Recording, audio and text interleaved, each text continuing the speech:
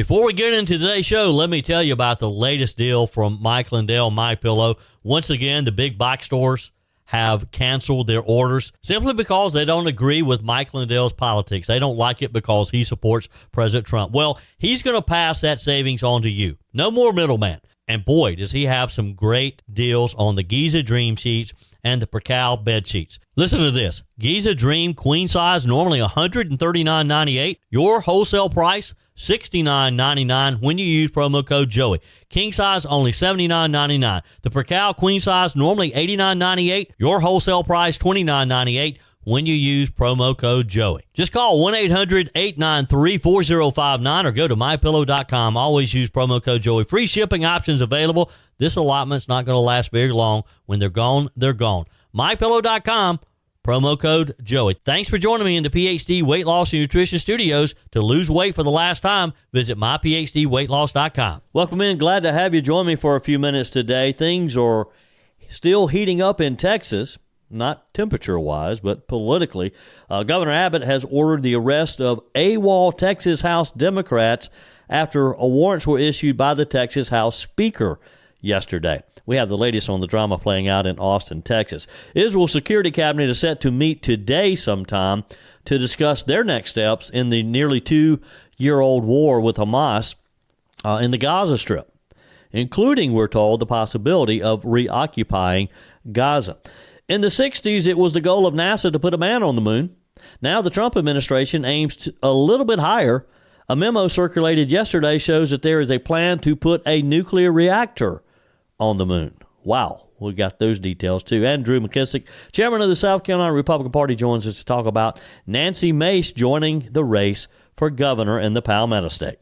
I told you we'd be back. And ye shall know the truth, and the truth shall make you free. It's Joey Hudson. I wanted to name it the Joey Hudson bill, but, they don't allow you to put names on bills. But I wanted to call it the Joey Hudson bill because I know that one's been near and dear to you for a number of years. That's how it's done. Let your voice be heard. And the truth shall set you free. Here's Joey Hudson.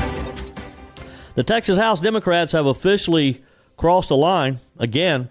This time, they're not just running from a vote, they're running from democracy itself. I told you about the story yesterday, as many of them were fleeing to Chicago.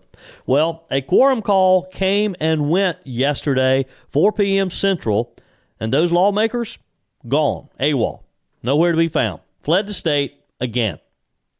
Now, you'd think that they were dodging jury duty or something, not their elected duties. But here's the kicker. Texas Speaker of the House, Dustin Burrows, didn't play around.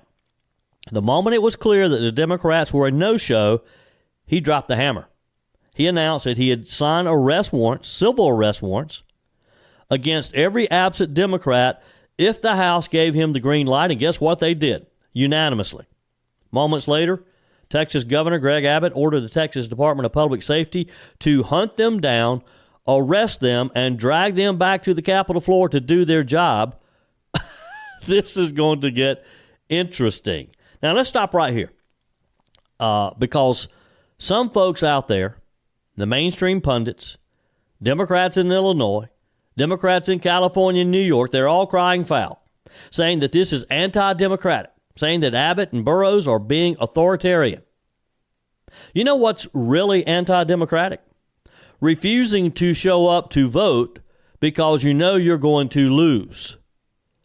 Your constituents did not elect you into office to not show up on days that you thought you're going to lose. Walking out on the people who elected you, that's what they're doing. It's not public service. That is political cowardice. Those are stunts. This is all about redistricting. I told you about it in yesterday's show. It's about Texas drawing new congressional maps. Maps, by the way, that every single state in this country have to redraw. The only difference, Texas is doing it with its eyes wide open, correcting years of gerrymandering that favored Democrats in urban centers like Houston and Dallas. And yes, these maps would likely give Republicans 5 more seats in Congress, 5 more votes for America First, 5 more votes for President Donald Trump's programs. That's what has the Democrats so upset. And let's be honest. The left has no moral high ground on redistricting. You ever seen New York's maps? You ever seen California's maps? These places are textbook examples of gerrymandering, things we learned about in high school civics. But now the Democrats want to run off to Illinois, literally flee the state to throw a tantrum. And not just in Chicago. They're organizing events in Albany, in Boston, and other liberal strongholds to grandstand and cry injustice. They're not doing their job. It's just that simple. They're just not doing their job, and it gets worse because Governor Abbott isn't just threatening symbolic slaps on the wrist. He laid it out pretty clearly. They could face felony charges for abandoning their constitutional duties. And good for him. That's what he should do. Some of these lawmakers are soliciting donations to help pay their fines because they expect to incur fines under House rules. They know they're wrong. I mean, that's borderline bribery. You're fundraising to avoid legal consequences. That's not a protest. That's corruption, isn't it? Governor Abbott was very plain. If any lawmaker took money to perform or refused to perform their duties in the legislature, that's bribery, he said. But hey, here comes Hakeem Jeffries, the House Minority Leader in Washington, saying at Abbott's, all hat, no cattle. Cute line, Congressman, but Texans don't need a lecture on ethics from the guy whose party can't even define what a woman is anymore. And while Jeffries is playing word games, Democrat governors like Gavin Newsom in California and Kathy Hochul in New York are jumping into the fray as well. They're getting involved in Texas politics, which I'm not sure they really know what they're getting involved in. They're not hiding it. They're flat out vowing to fight with fire, redraw their state's maps amid a decade just to get even. Well, look, if the population supports it, Kathy Hochul in New York, and you can pick up some congressional seats, fine. But guess what? People are fleeing the state of New York like crazy. They don't want to live in that in that crazy state that you have allowed to go woke and to literally push people out. High-income people, middle-class people, people of all walks of life are wanting to get out of New York. So New York is losing population. They're probably going to lose congressional seats because keep in mind, the 5 seats that Texas may pick up, they're having to come from somewhere. It's because Texas is growing and states like New York are not.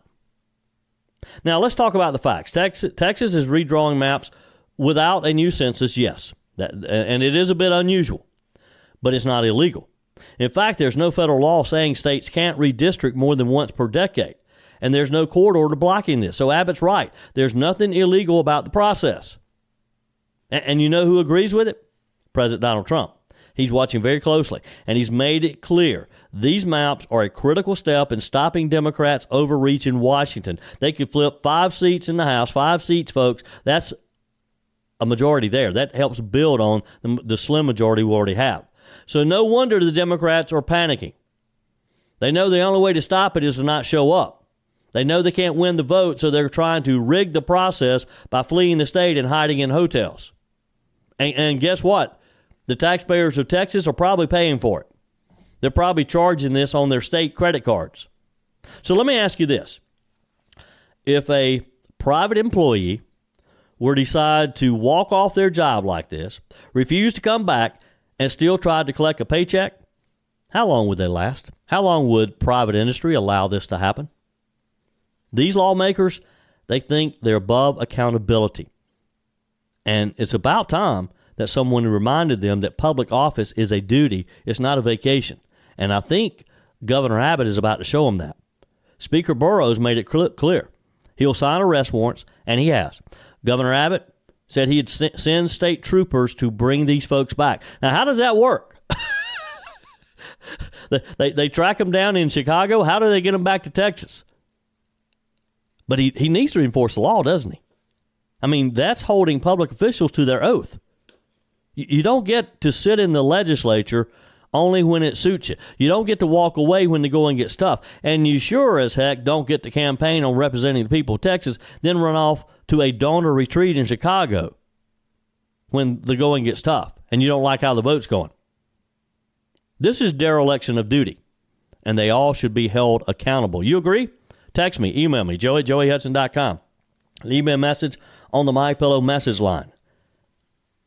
864-477-JOEY, 864-477-5639. Always use promo code Joey when you go to MyPillow.com and get the very best price that Mike Lindell has on all of the great products. And by the way, he's got some great products on the standard MyPillows. You know, he has some wonderful products.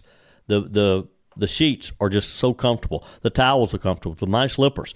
But he's getting back to where he started, and that's the classic My Pillows, and he's offering for only $19.98 wholesale pricing for a standard My Pillow when you use promo code Joey. It gets even better, though. For a limited time, they're going to offer their entire classic collection at wholesale prices. Queen size pillows, $24.98. King size, $29.98. Get the body pillows for only $39.98, and the multi-use My Pillows for only $12.98. So go to MyPillow.com or call 800-893-4059, 800-893-4059. Use promo code Joey and get your standard My Pillow for only $19.98.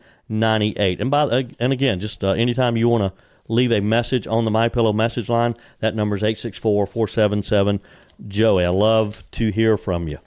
So it's going to be interesting to watch this unfold in Texas, whether or not they come back on their own accord or if they're escorted back by state troopers. And look, while the media wrings its hands and the left spins their outrage machine, here's what Texans really want. What other Americans are looking on at.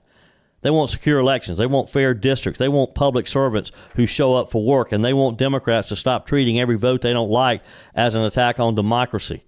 Sometimes you just lose the argument. That's life. That's politics. America is in a health crisis. And by America, not just strangers across the country. It's personal. Me, you, friends, and family. And a major cause?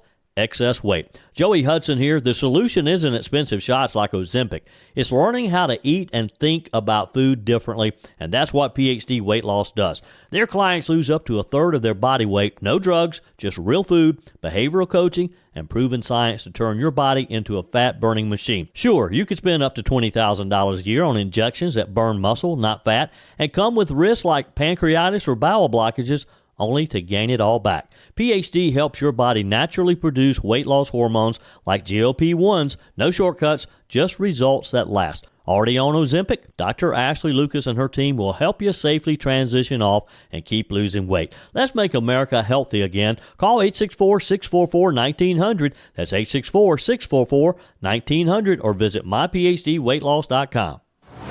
I've gotten really behind on text messages these last few days, and I appreciate you sending them. I do read them. I read your emails. Love to get your text messages. I just don't always have time to fit them into the show. But there's some that came in yesterday. Tony, for example, says, "Well, the Simpsons are about as bad as the man who was kicked out of the soccer game. Have you seen the latest? They're now predicting Trump will have a heart attack in the month of August. This kind of stuff needs to be prohibited.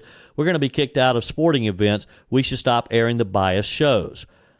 Look, these networks, Tony, are going out of business left and right, so they may not be around too much longer. Faye says, "Well, Joey, with Nancy Mace being added to the list running for governor, I may need to stock up on Pepto-Bismol. Sure hope the upstate has enough sane to counter those carpetbaggers at the coast. These at the coast know very well that Mace would destroy South Carolina. Mace is a clown show, and we don't want the South Carolina governor's office to be her stage. Use common sense, South Carolinians." Faye, I'm taking it you aren't a big fan of Nancy Mace. She did announce yesterday. We'll have the details for you in just a moment. Ray says, "Hey, Joey, just a silly question. With over half the world Muslim, why is our country paying for humanitarian aid in Gaza? Should not the Muslim world be taking care of their own Gaza? Just asking." We have an update for you on Israel as well.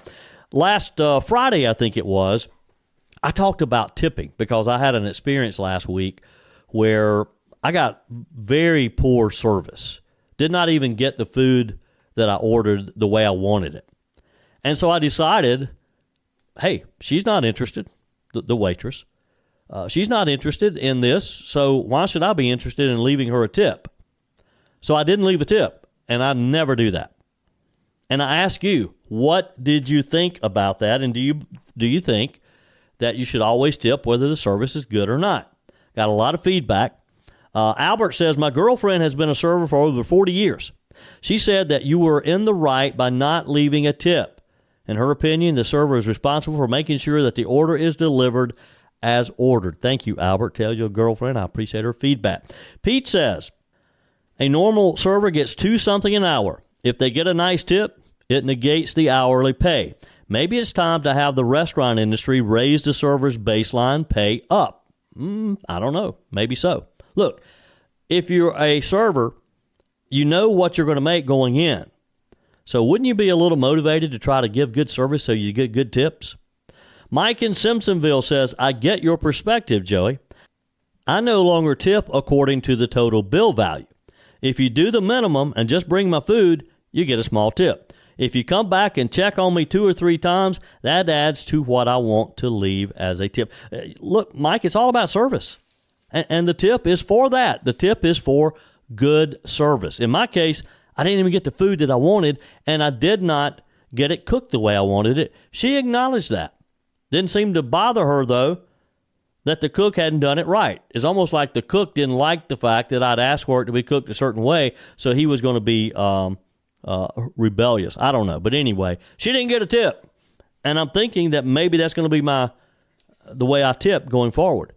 Is truly based on service, not to pretend when somebody doesn't give you service, not pretend, well, I feel guilty here, I have to leave a tip. I don't know that you do. You can still offer your feedback. Email me, joey@joeyhudson.com. Text are welcome as well. You can leave me a message on the MyPillow message line, 864-477-JOEY. The Trump administration says that they're going to accelerate the construction of a nuclear reactor on the moon. Transportation Secretary and acting NASA Administrator Sean Duffy wrote in a memo that was distributed internally yesterday. The space agency has previously explored the possibility of installing an electricity-generating nuclear reactor on the lunar surface capable of powering a sustained human presence. But Secretary Duffy intends to fast-track the project and more than double the reactor's power output, according to documents that the New York Post is reporting on. The memo written by Duffy said to properly advance this critical technology to be able to support a future lunar economy, high-power energy generation on Mars, and to strengthen our national security in space, it is imperative the agency move quickly. It is about winning the second space race, he said. Duffy's directive will instruct NASA to seek out proposals for a 100-kilowatt nuclear reactor that would be ready to launch by 2030. That's 5 years away. In 2022, NASA's Fission Surface Power Project awarded design contracts for a 40-kilowatt nuclear reactor, which the agency said is capable of powering 33 households. If another country like China or Russia were to build a reactor on the moon first, it could declare a keep-out zone which would significantly inhibit the United States, according to Duffy's order. The directive calls for NASA to appoint a leader for the reactor project and to get private industry input within 60 days. Wow. What do you think about having a nuclear reactor on the moon to produce power for a potential colony up there? I don't know.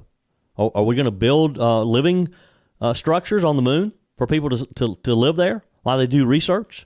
Now, here's another interesting part of this. According to the memo, NASA will look for private space flight companies able to get the reactor to the moon by 2030 when China intends to launch a manned moon mission.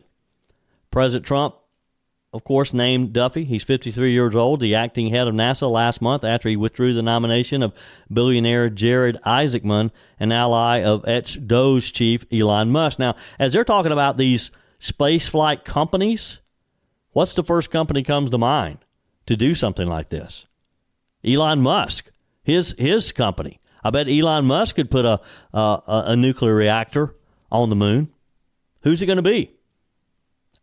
Some have said that this is a surprise move and that it came in response to a, quote, review of Isaacman's history. Trump said at the time, as far as Isaacman being withdrawn because of his affiliation with Doge and Musk. I don't know. Mr. Isaacman has donated tens of thousands of dollars to Democrat candidates and causes as recently as October 2024, according to the report, when he gave more than $41,000 to the Democrat Senatorial Campaign Committee, Federal Election Commission records show. Mr. Duffy outlined NASA's ambitious objectives to circle the moon, land, and eventually build a base on the surface last month in an interview with Fox News. He said, "We're going to go back to the moon during Donald Trump's presidency. Next year, start of the year, we're going to go back to the moon. We're not going to land. We're going to go around the moon, and then about a year later, we're going to land back on the moon. And then after that, we're going to set up a base camp." So that's the plan, is to set up a base camp. And I guess see if man can live on the moon.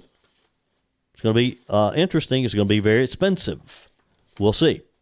Israel's security cabinet is set to meet today to discuss the next steps in the nearly 2-year-old war with Hamas, including, we're told, the possibility of taking full control of the Palestinian enclave and operating militarily in areas that they have refrained from entering until now, basically occupying Gaza again. Israeli journalist Amit Segal, a commentator for Channel 12, the country's highest-rated news broadcast, quoted a source from the office of Prime Minister Benjamin Netanyahu as saying that the decision has been made. We're going to occupy the Gaza Strip. Wow. Segal quoted the official as saying, "Hamas will not release hostages without total surrender. If we do not operate now, the hostages will die of starvation, and Gaza will stay under Hamas's control." The reports of deepening the military operation in Gaza come, of course, after months of mediated ceasefire talks between Israel and Hamas. They collapsed this week again, despite assurances by the U.S. Middle East envoy, Stephen Witkoff, who visited Israel over the weekend, that he was working on a plan that would end the war. It also comes after Hamas, the terror group who launched their attack on October 7th, 2023, the mass attack in Israel. It sparked the war, shocked the Israeli public with propaganda videos of emancipated hostages, including one who was forced to dig his own grave. Now, nobody believes that one. Again, it appears to be propaganda, but still, it's having the effect, it appears, that Gaza wants, because you're getting more and more Israeli citizens who are calling for the war to end. They see these images of these poor people starving to death. Additionally, there's international pressure on Israel to end the war, and that's being ramped up in recent weeks because of accusations that that aid policy is causing famine in Gaza, and after images of severely malnourished children, some of whom were later proven to be children with pre-existing medical conditions, went viral and have been circulated on social media around the world. It's hard to watch this stuff. I get it. But they're also at war. Hamas started it. How do you end this if Hamas is not willing to step aside and stop the fighting? U.S. Representative Nancy Mace made it official. She's entering the 2026 governor's race in the Palmetto State. About an hour after sunrise yesterday, Ms. Mace declared her candidacy at the Citadel, the storied military college where she made history back in 1999 as the first woman to graduate from its Corps of Cadets. She made it very clear that she's not your typical politician. Good morning, South Carolina. Thank you for waking up early before you head into work today. It's bright and early, beautiful day here in Charleston, South Carolina, on hallowed ground at the Citadel, the Military College of South Carolina. This morning, I'm making it official. I am running to be your governor of the great state of South Carolina. I didn't come to join the club. They don't want me, and I don't want them. I came to hold the line. They said, stay quiet. I spoke up. They said, sit down.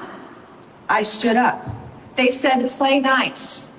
And I fought back. South Carolina is tired of politicians who smile for the cameras, lie to your face, and then vanish when it's time to lead. I'm not one of them. I'm running for governor because South Carolina doesn't need another empty suit. It needs a governor who will fight for you and your values. There's a lot of talk about not being part of the political elite and how she always fights back. She pointed to her years at the Citadel as giving her the, quote, courage and discipline needed to take on life's toughest battles. She noted that she entered the Corps of Cadets after dropping out of high school at age 17 and initially going to work at the Waffle House. She graduated in 1999, 3 years after the Citadel changed its male-only admission policy for cadets. She said, that's where I learned what it means to hold the line no matter the pressure, no matter the odds. Ms. Mace joins, of course, an already crowded field for the primary. Republicans who've already announced bids over the last month: Attorney General Alan Wilson, State Senator Josh Kimbrell, and Lieutenant Governor Pamela Abbott, and most recently, last week, U.S. Representative Ralph Norman of Rock Hill. Mace is 47 years old. She's a single mother, and she's been sniping at who it appears she considers her best competition, both on social media in front of voters. She's taken shots at Ms. Abbott a few times as a glorified ribbon cutter, but she has pretty much saved most of her criticism for Attorney General Alan Wilson, who's in his fourth term as South Carolina's top prosecutor. He's been her primary focus. As the start of the year, she began calling Wilson a do-nothing attorney general. Then in February, Ms. Mace took to the House floor and accused four men, including her ex-fiancé, of some of the most heinous crimes against women imaginable during a nearly hour-long prepared speech in the U.S. House of Representatives. People didn't quite understand, or they were scratching their head after her presentation. The Congresswoman said that she had discovered thousands of photos taken with hidden cameras, as well as recordings that the, quote, predators made of themselves sexually assaulting women over the years. She was among the victims, she claimed. The State Law Enforcement Division confirmed after her speech that it was investigating at least one of the men for assault and harassment and voyeurism. The investigation started December 14, 2023, after SLED was contacted by the U.S. Capitol Police. Ms. Mace also accused Attorney General Wilson of not addressing the crimes against her and other women. All four men accused have denied the accusation. One has sued for libel and defamation. Mr. Wilson said neither he nor anyone in his office had any knowledge of the accusations until her speech in the U.S. House. It's also not the Attorney General's job to start a police investigation, he was quick to point out. Since then, Ms. Mace has sued one of the other men for defamation, and a woman identified as Jane Doe, who says that she was a victim of three of the men, has filed her own civil suit. This is not a movie. This is not a soap opera. This is South Carolina politics. Nancy Mace unsuccessfully challenged U.S. Senator Lindsey Graham in 2014, you may remember. She placed fifth in that seven-way GOP primary, which Graham won without needing a runoff. In January 2018, she won a special election to the South Carolina House representing parts of Charleston and Berkeley County. She replaced a GOP legislator who had resigned after a years-long state house corruption investigation. In 2020, Mace ousted one-term Democrat Congressman Joe Cunningham. In the first congressional seat, she flipped the seat back to the Republicans. The district was then redrawn as part of the legislature's redistricting process in 2020 and favored a Republican, and Mace easily won re-election with more than 58% of the vote. Mace won her last GOP primary with the endorsement of President Donald Trump, but during her early days in Congress, the two had a kind of rocky relationship. Mace condemned President Trump following the January 6, 2021 protests at the Capitol, and was among House Republicans who voted to impeach him in the aftermath. In her first re-election bid, Trump backed her GOP challenger, though Mace ultimately won that primary. She's since become one of Trump's most fervent allies, though. Mace previously told reporters, I think that anyone that wants to run statewide or any election, really in 2026, 2028 beyond, will need the president's support. So that's the big question. You have Lieutenant Governor Pamela Abbott, who has served along with Henry McMaster very well. as you'll recall, McMaster received the president's endorsement. You've got Republican Representative Ralph Norman, who's also been an ally of President Trump, although they butted heads a few times. And Norman has held up legislation, particularly when it came to the budget. But in the end, he's always fought for Donald Trump. They all expect Trump's endorsement. So what do you think? Is Trump going to get involved in this governor's race in South Carolina, or will he sit it out? And if he doesn't get involved, how does that affect any of these three candidates? Alan Wilson has not said anything about getting Trump's endorsement, although he posts a lot of photos and videos of him being with the president. I think Lieutenant Governor Pamela Abbott, with her close association with the Trump administration, probably expects the Trump endorsement as well. It's going to be a tough one. Some of my political insiders think that probably Trump stays out, that Trump doesn't endorse anybody. So where does that leave these candidates? And what do you think about Nancy Mace? Now that she's officially in the race, I'd love to get your feedback. Email me, joey@joeyhudson.com. Text me. Leave me a message on the MyPillow message line, 864-477-JOEY. Do you take Nancy Mace seriously? Or are you like Faye, who texted earlier today, saying that Nancy Mace is a clown, that her theatrics are just not something you want to be a part of, and that her theatrics are something better, or South Carolina deserves better? Love to get your feedback. Your comments are welcome on the Furman Ford text line, 864-477-JOEY. That's 864-477-5639. Emails always welcome, joey@joeyhudson.com. Speaking of the Furman Ford text line, it's never been more important to support locally run businesses owned by people who actually live here in the upstate. Let me take a minute to talk with you about our friends at Furman Ford. If you're looking for a new vehicle, maybe a great pre-owned vehicle, one you could trust, or maybe you're looking to order that special vehicle. Either way, if you want a new one, a brand new one, or a pre-owned that you can trust, the folks at Furman Ford, they're there to help you. Their name is on the sign because their name is on the line, because every single transaction is important to them. Jim Furman, Matthew Furman. They do business the right way.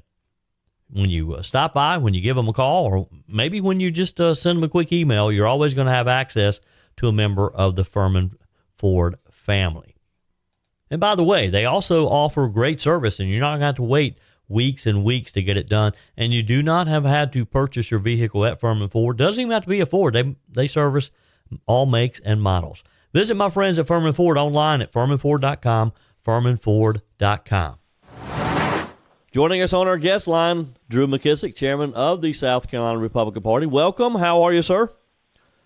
I'm doing well, thankful for cooler weather. How are you? I am thankful for cooler weather as well. Boy, this past weekend, it was kind of like a fall weekend, nice and cool. But the heat will come raging back in, so we better not get too thankful. But we'll enjoy it while it lasts. Yep, for sure. So another week, another candidate for governor. Last week, of course, Congressman Ralph Norman joined the race for governor. This week, Congresswoman Nancy Mace is joining Lieutenant Governor Pamela Abbott, Attorney General Alan Wilson, State Senator Josh Kimbrell. In a couple of interviews last week, Representative Mace seemed to target Attorney General Alan Wilson, saying, and this is a quote, "I will fight to the finish, and I will take out South Carolina's Attorney General because he has turned a blind eye on women and children." This is probably going to get quite interesting, isn't it? Well, it's 10 months until our next primary. I would hope all of our candidates will stay focused on their ideas and what they would like to do for our state, what they think is important, following up on the wonderful record of Governor McMaster, and then looking at the things that President Trump's been able to do in Washington. And, of course, Republicans' desire here in South Carolina to support him in that.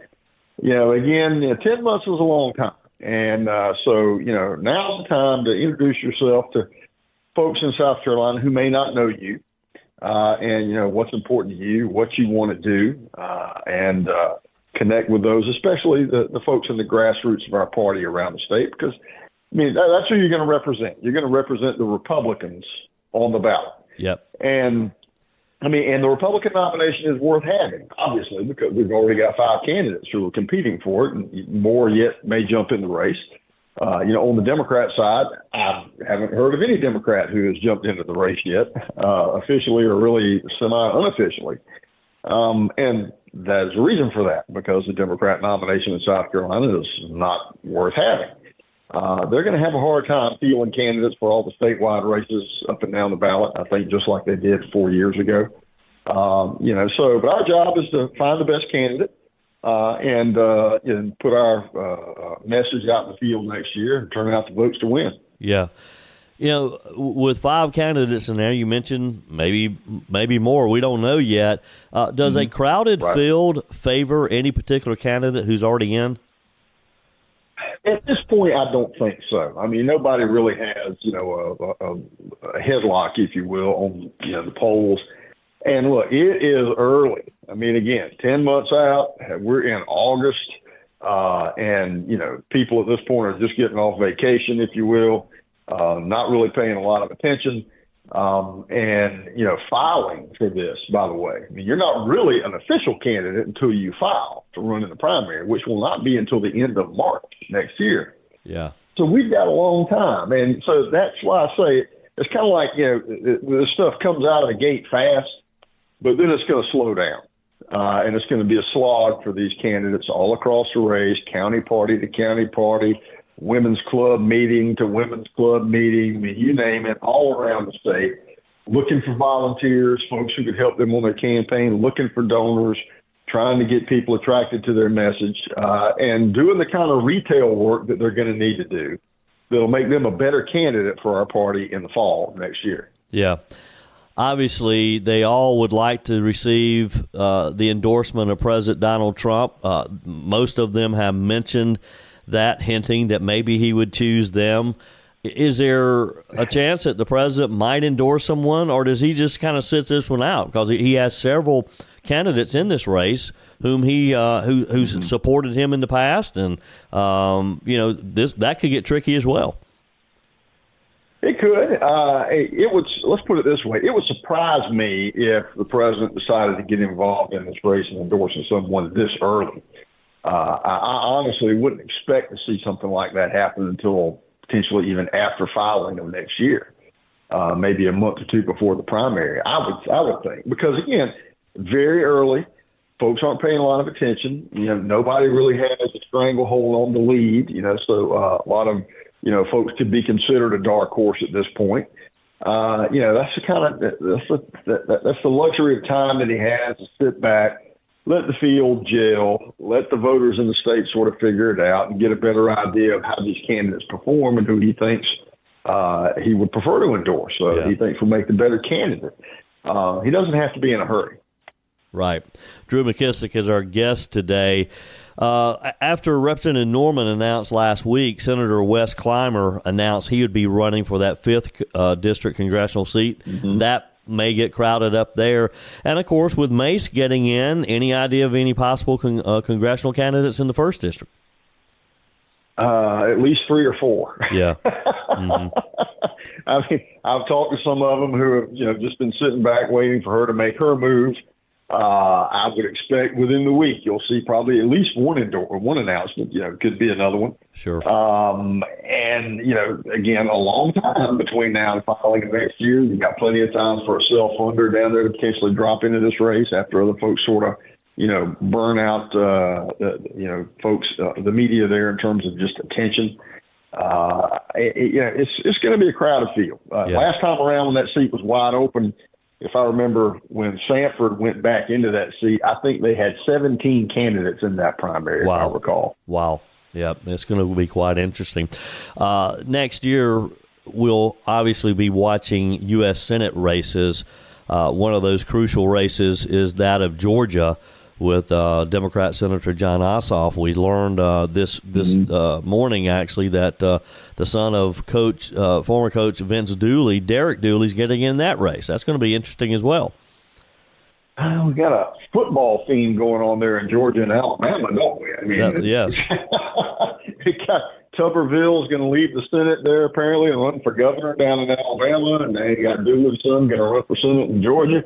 I guess it's maybe we figured that football coaches might be the last group of folks that maybe have a little bit of a I don't know, as far as stars are concerned. If we would think of media stars and so forth, the last group that might have some respect in the South. Yep. Well, look, SEC football coaches. Everybody in Georgia knows the name Dooley. Maybe not Derek Dooley, but they know the name Dooley. So, I guess that may give you a leg up a bit there. But it's going to be interesting to watch for sure. 2026, Drew McKissick, we're going to have plenty to talk about. Absolutely. No doubt about it. Yep. Appreciate your time today. We'll catch up with you again soon. Yes, sir. You have a great week, man. That's it for today's edition of Just the Truth. Thanks for joining me in the PhD Weight Loss Studios. To lose weight for the last time, visit myphdweightloss.com. If you haven't joined my mailing list yet, visit my website, joeyhudson.com. Click on the Connect with Joey button so that you can receive our emails and the most up-to-date news. Also, join me on my YouTube channel. Be sure and like, comment, and subscribe. Just search for Joey Hudson. As always, thanks for spending a few minutes of your day with me. Do me a favor and forward this episode to a few friends. Just click on the share button and send to your contacts. We need to build an army of conservatives to win our country back, and we can do that by continuing to share the truth with our friends and family. Keep those comments coming via the Furman Ford text line 864-477-JOEY. Email to joey@joeyhudson.com, and I love your messages on the MyPillow message line. Again, that's 864-477-JOEY, 864-477-5639. Be sure and take advantage of the MyPillow special, just $14.88 on the standard MyPillows when you use promo code Joey. Order online at mypillow.com or call 800-893-4053. We're back again tomorrow and hope you'll plan to join us. Until then, remember, God's got this. He's still in control.